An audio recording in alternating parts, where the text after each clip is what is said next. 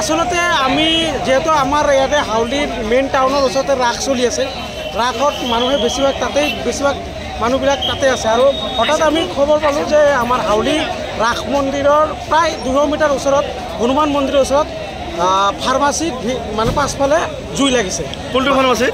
এইটো new pharmacy town হৈছে town pharmacy বুলি আমি শুনা পাই আছোঁ। তো এইখিনি আমি ডিটেইলছ এইখিনি আমি গম পাইছোঁ কেনেকৈ লাগিছে কি কাৰণত লাগিছে আমি ইমানখিনি এতিয়ালৈকে আমি গম পোৱা নাই। আসলতে এটা এই পিছফালে বহুত ভাড়াটি আছে বা তেওঁলোকৰ পৰা কিবা সন্দেহ কৰে নেকি আপোনালোকে? তেনেকুৱা আমি কোনো ধৰণৰ এনেকুৱা হেৰি পোৱা নাই যে তেওঁলোকৰ পৰাই লাগিছে না কেনেকৈ লাগিছে সেইটো আমি এতিয়ালৈকে নাজানো। আসলে এই অগ্নি সূত্ৰপাতটো আপোনালোকে কেনে বুলি এটা সন্দেহ কৰে? নাই এইটো আমি কেনেকৈ হৈছে কি কাৰণত হৈছে এইটো আমি এতিয়ালৈকে আমি কোনো ধৰণে এনেকুৱা গম নাপাওঁ কি কাৰণত হৈছে। হয়তো অলপ পিছত আমি গম পাব পাৰোঁ কেনেকুৱা কি হৈ আছে।